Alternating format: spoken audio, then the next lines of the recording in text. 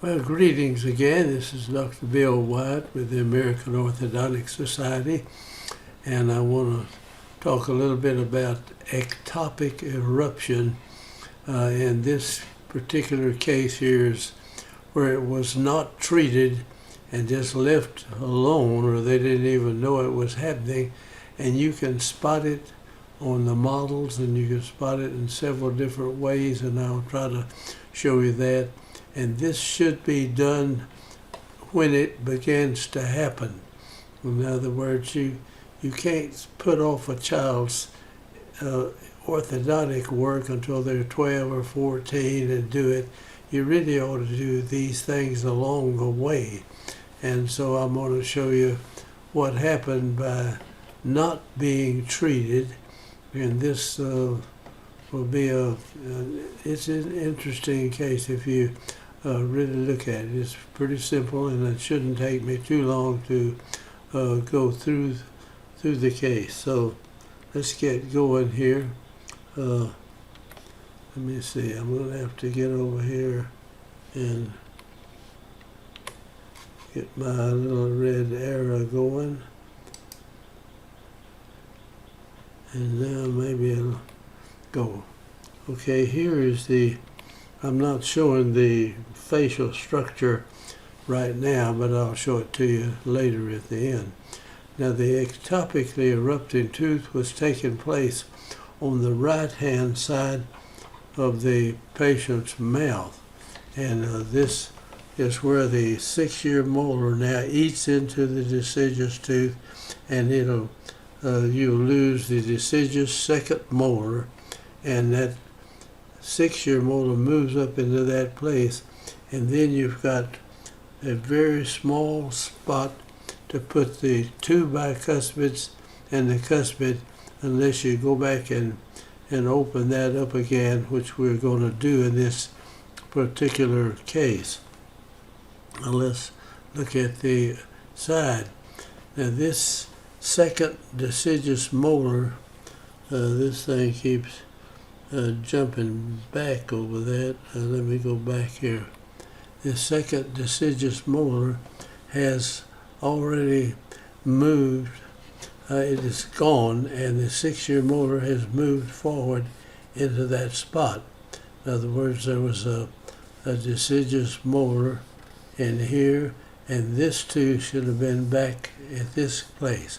And it came in like that, and it pushed in. And now we've got this space between the 6-year molar and the lateral tooth over here to put the cuspid and the two bicuspids, and it won't go in there, obviously. So what we're going to try to do is to move this tooth back where it should be, and then we'll have space to guide those other teeth into place. And that's a lot of work, whereas you could have corrected the ectopic tooth. We've got several videos showing you exactly how to do it. It's relatively simple. You catch it early, and you can tilt that 6-year molar back and let the deciduous second molar stay in place. Okay, let's go on to the next one. The other side is perfectly okay. It's a little class 2-ish. And then we got a little more overjet and a few little orthodontic problems here, but nothing like the ectopically erupting tooth. Now you can take a model and look at this tooth right here, and you see how it has rotated around in this direction. The side of the tooth should be like that, like this one over here, but it's rotated in like that. Now when we hook up everything and put a spring pressure on this tooth will turn as it goes back. The teeth rotate on their large lingual root. In other words, there's a big lingual root going down in here. It's bigger than that. And that tooth rotates on that, and it'll spin forward. And as we shove that back, now you'll notice this side of this tooth will get parallel, pretty much like that one over here. on the other side of the mouth. Now, here is the lower arch is pretty good. I mean, no big problem there. We're getting the deciduous cuspid is gone here, and it's coming in, and this is the deciduous molars, and they'll have room in here for these teeth to come in and line up. No problem there. And the facial structure kind of indicates you shouldn't have any problem with this. Now this is a cephalometric, but they haven't got their mouth closed properly, so it looks like that. That was taken in 1989, and here's the first Panorex.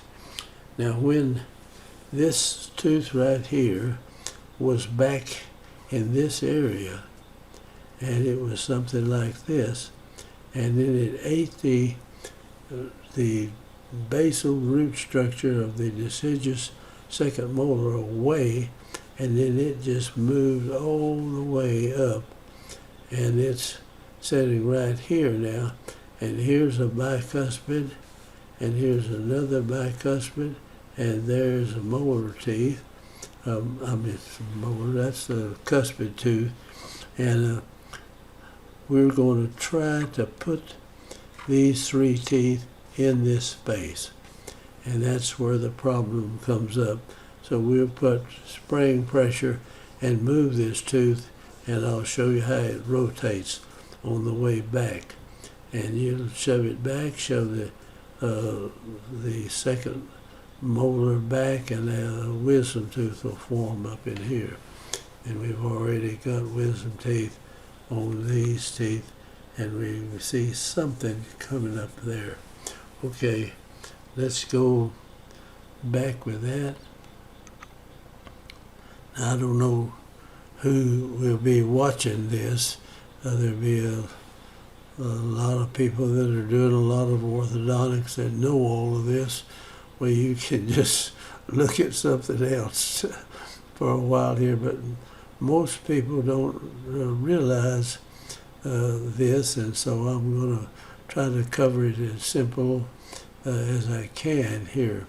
So anyway, we're starting out here, and we've kind of drawn what we're going to do in here. We're going to put a spraying pressure and try to push this tooth back, and it'll push these teeth further to the front, and we'll have to band up everything around here and let this be the resistance to this, even the deciduous teeth, you see, to help push this molar back where it should go without pushing the center line too far off. So, okay, this is a little plainer, and so you see it better. The permanent cuspid now is eating away the deciduous cuspid coming in, but we banded all of these baby teeth, you see, in the way to help push this back. And now we're shoving on this molar to go back and open this space. Now you can't see, this is the first bicuspid, and there's the second bicuspid right flat on top of it. And so if this had been done properly, then this tooth right here would have been moved back when this was several years before it got to this point. We've got some excellent videos on that, and you can learn how to do that. So anyway, if you don't know about it, know it already. Imagine a lot of the people look at this, we should just hurry on through this. They know this, then there'll be a lot of people that won't know it, so we'll just have to drag our feet. All right, we have moved this tooth back now, and the cuspid's got room. The first bi is coming in, and we've got room for this tooth to come into the mouth. And this other side is worked out perfectly fine. And we've got wisdom teeth back here, but very little space for that wisdom tooth. And this upper one too. So it's better off to go back and push this tooth back where it really should be. And let me get another video up here, and here's a little later. This is 1990, and it's coming along pretty good, and we've got space enough. And there it is, 90. This is 91, and this young lady is she's 13, I think, something there. And there's very little room for any wisdom teeth to develop here. Now this is a young lady, and her jaw's not going to grow to speak of after 13 and a half or 14, so we're not going to get room for these wisdom teeth. I hate to throw them away, but we can't use them here, and they're going to crowd up the rest of it. So let's go. This is number 6. Here it is, number 7, Panorex, and the cuspid is in there, but it's got to be rotated to get in place, and this other side of the mouth's fine. And here we are in 94, and she's 16 years old, and we're out of braces, and we've got the 6-year molar now is right in place where it should be, right behind the lower one, right there. And that's where it should be. That's where this one should be. And the upper wisdom tooth could come in, but now there's a lot of tissue in here, and the jaw is growing up right in here, and there's no way for me to get this wisdom tooth up and get it round. Now if I had extracted that tooth and brought this forward that much, I could have used that wisdom tooth right here, but we've thought it best to go this way. And so this is the final well, I don't know, I may have made another Panorex there to check it later. Let's see. Yeah, here we are. And this is 95 after she's been out of braces for a while, and it's lined up just really good. Now they haven't had the wisdom teeth out yet, and it is very, very unusual. This she's 17 years old right now, and her jaw is not going to grow anymore. Now a young man would, and so you'd have to be prepared for that. All right, and here we are back in doing this. In other words, we've got spraying pressure pushing over here, keeping that space open, and we're moving this back right over here, main place. The midline is off a good bit going that way, but we're going to continue pushing until we get that tooth in its place. And this is 90, that's showing a double spring back there and pushing that molar back. And the spring over here keeping room for the cuspid to come in. Now, look at where this tooth is right here. You see how it's turned in this direction? And that's the tooth that was right up here by that bicuspid, and we've moved it back, and it rotated on this large lingual root that's down inside there. It just turned like that, and it backed up at the same time. And now it's almost in position like the tooth on the other side of the mouth, and we've got room for the teeth to come in. So that's, and here we are on the lower now. It's straightened up, and we've got this in a retainer on the upper. We've got it fixed in there right, and it's showing both sides of it, and we put a little bite plate up there so the lower anterior teeth fit right into this groove up there, and that'll keep the bite from deepening. I don't know where that came from, but I hope it'll disappear.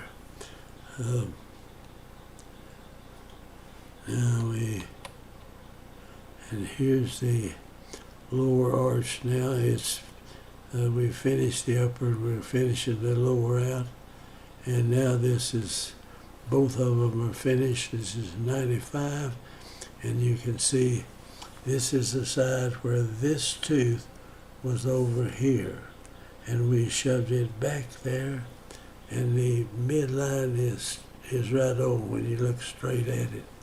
And that's the tooth that should have been treated when this young lady was a few years younger than when I saw this tooth. All right, this was the way it looked to start, and that's the way we ended up, right straight up and down in there. There we were when we started, and there it is after we finished the start, the finish. And this tooth, you see how it's rotated here, back in this, watch this tooth right here. Now as we go up here, I'm going to have to erase it. Well, no, I have to go back. Let's see, there the tooth is, and there it is after we straightened it. Same tooth. Okay, this is the way the little girl's face looked. It looked perfectly fine. A little bit off on the overgrown. This right side of the mouth developed more than the left side, so it left it like that. But that doesn't look bad. Now, and here she is a little older in 1990, and there she is. The facial structure's good. We've got everything lined up, and there's the braces that are in there. And here she is after we finished, and she's matured, and we look at the facial structure from this angle, and look at the smile is just almost ideal, and we'll look at how she looked to start with here, kind of like that, and now go back and close on that. I hope you learned something from this, but this is ectopically erupting teeth. Will slide that molar almost a whole tooth forward, and you've got to push it back, or else you're going to have to take out the bicuspids and stuff on that side.